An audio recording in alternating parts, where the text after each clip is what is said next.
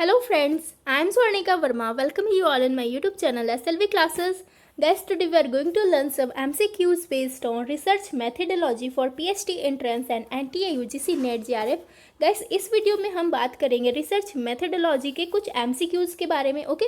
और यहाँ पर 1000 क्वेश्चंस के कुछ पार्ट्स कराए गए हैं और पार्ट बाय पार्ट मैं वीडियो अपलोड करूँगी और सारे लिंक्स आपको डिस्क्रिप्शन बॉक्स में गिवन है। तो अगर आप पूरे वीडियोस देखना चाहते हैं, पूरे पार्ट को आप देखना चाहते हैं, तो किसी भी वीडियो के डिस्क्रिप्शन बॉक्स में जाके सारे लिंक्स को देख सकते हैं।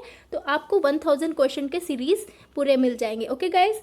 And if you like my video, अगर गाइज आपको मेरी वीडियोस पसंद आती है तो आप उसे लाइक करें, शेयर करें एंड सब्सक्राइब करना ना भूलें। 612 the variable which impacts the relationship between an independent variable and a dependent variable is known as। तो यहाँ पे बोला है वेरिएबल जो इम्पैक्ट करे रिलेशनशिप, ठीक है, किसके किसके बीच में, इंडिपेंडेंट वेरिएबल और डिपेंडेंट वेरिएबल के बीच में, उसको क्या बोलेंगे, उसको बोलेंगे गाइस कंट्रोल वेरिएबल, ठीक है। तो ऑप्शन ए आपका राइट हो जाएगा। फॉर एग्जाम्पल, मैं सिर्फ और सिर्फ एग्जाम्पल के तौर पे आपको समझाने की कोशिश कर रही हूँ कि प्राइस है, अगर प्राइस बढ़ रहा है किसी भी कमोडिटी का, किसी भी ऑब्जेक्ट का, ठीक है, तो डिमांड क्या होगा, घट जाएगा। जैसे मार्केट में कुछ भी प्राइस वगैरह बढ़ती है तो क्या होते हैं, कंज्यूमर कस्टमर क्या होते हैं, कम हो जाते हैं, डिमांड उनके कम हो जाते हैं। और जैसे ही सेल वेल लगता है या तो प्राइस डाउन हो जाता है तो डिमांड क्या होता है, ऑटोमेटिकली बढ़ जाता है। तो यहाँ पर प्राइस जो है इंडिकेट कर रहा है इंडिपेंडेंट वेरिएबल को और डिमांड क्या इंडिकेट कर रहा है, डिपेंडेंट वेरिएबल। यानी डिमांड जो है प्राइस पर ही डिपेंड है। प्राइस में चेंजिंग आ रहा है तो डिमांड में भी चेंजिंग आ रहा है, ठीक है। तो प्राइस पर ही डिमांड डिपेंड कर रहा है, तो ये एक दूसरे को कंट्रोल कर रहे हैं ना। प्राइस जो है कंट्रोल कर रहा है डिमांड को, तो इसीलिए क्या हो गया, आपका कंट्रोल वेरिएबल हो गया। ये सिर्फ और सिर्फ मैं एग्जांपल आप लोगों को समझाने की कोशिश कर रही हूँ कि इंडिपेंडेंट वेरिएबल और डिपेंडेंट वेरिएबल में चेंजिंग होता है तो क्या होता है, ओके। नेक्स्ट क्वेश्चन गाइस देखते हैं। 612 which one of the following is a non probability sampling method. तो गाइज इसमें से कौन सा नॉन प्रोबेबिलिटी सैम्पलिंग मैथड है, quarter sampling, cluster sampling, stratified sampling या सिंपल रैंडम सैम्पलिंग, ठीक है।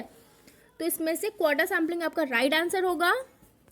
नेक्स्ट देखते हैं, the population information is called parameter while the corresponding sample information is known as. तो जो पॉपुलेशन इंफॉर्मेशन होता है वो दर्शाता है पैरामीटर को, और जो करस्पॉन्डिंग सैंपल होता है वो किसको दर्शाता है, यूनिवर्स को, स्टैटिस्टिक्स को, इन्फ्रेंस या सैंपल डिजाइन। तो ये दर्शाता है स्टैटिस्टिक्स को, ओके गाइस। आई होप आप लोगों को समझ में आ रहा होगा। इन केस नहीं समझ में आता है तो आप कमेंट सेक्शन में आके मुझसे पूछ सकते हैं, ओके। नेक्स्ट क्वेश्चन देखते हैं guys. The sequential operation in scientific research are.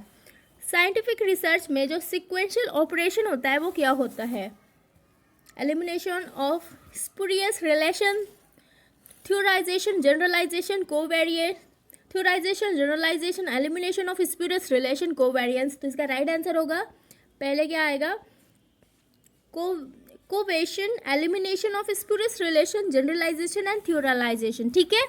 तो ये हो जाएगा, यहाँ पर कोवेरिएशन होगा, स्पेलिंग थोड़ी मिस्टेक हो गई है टाइपिंग में, ठीक है। यहाँ पर क्या हो जाएगा, कोवेरिएशन,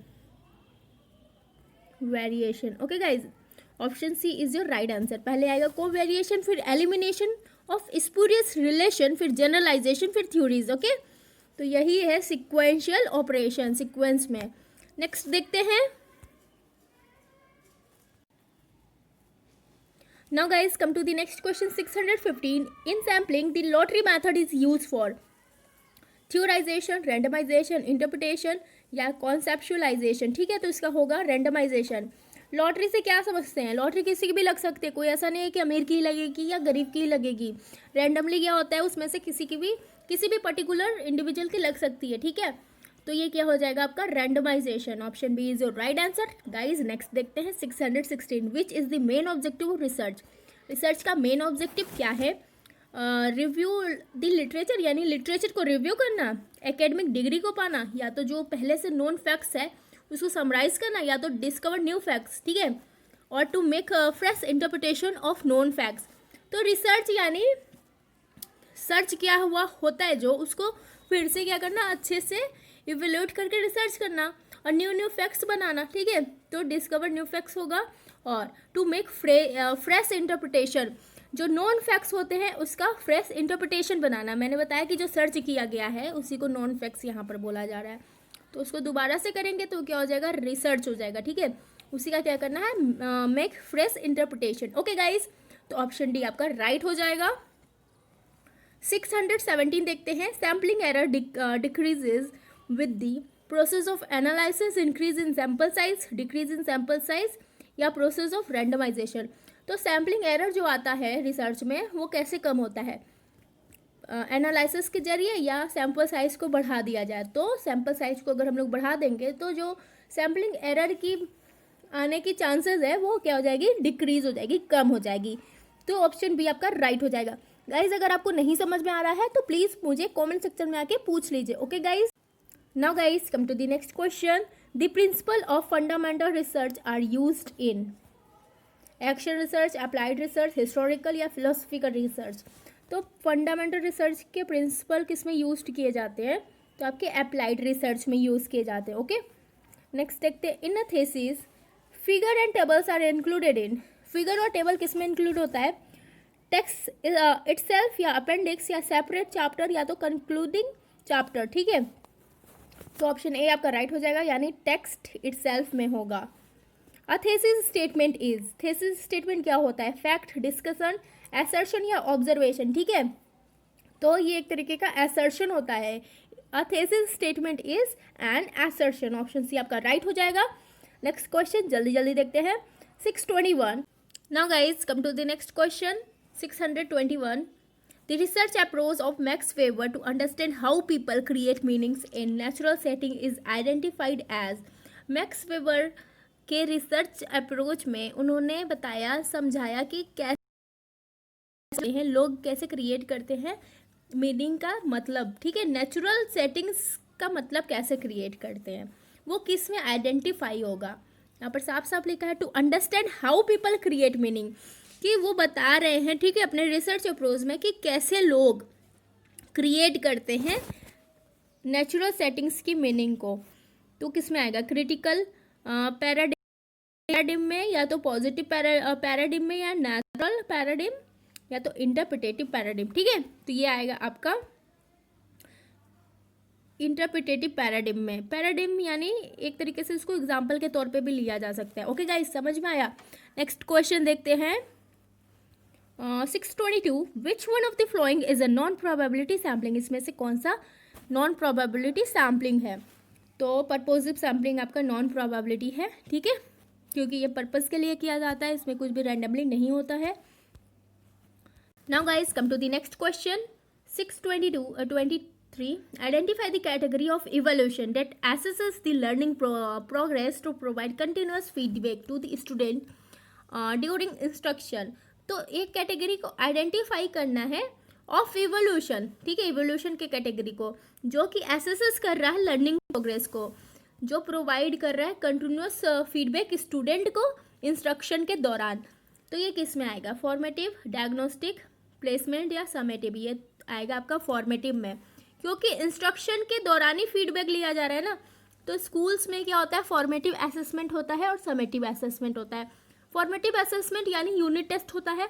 ठीक है, एक चैप्टर कंप्लीट हुआ, 2 चैप्टर कंप्लीट हुआ, तुरंत असेसमेंट लिया जाता है, तो उसको फॉर्मेटिव असेसमेंट बोलते हैं। समेटिव यानी क्वार्टरली होता है, हाफ ईयरली होता है, ऐसे बोल सकते हैं, based on schools and colleges. ठीक है, तो समेटिव आपका जनरली हाफ ईयरली होता है और फॉर्मेटिव यूनिट टेस्ट वगैरह होती है, मंथली टेस्ट होता है। ठीक है, वीकली टेस्ट भी उसमें इंक्लूडेड है।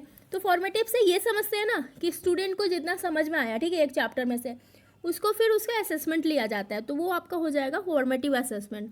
तो यहाँ पर वही कैटेगरी की बात कर रहा है, उसी कैटेगरी को आइडेंटिफाई करना है। तो गाइस इसीलिए इसको बोला गया है formative. Okay guys, I hope आप लोगों को समझ में आ रहा होगा। नेक्स्ट देखते हैं 624, the research stream of immediate application is. Immediate application का जो रिसर्च स्ट्रीम है वो क्या है, एक्शन।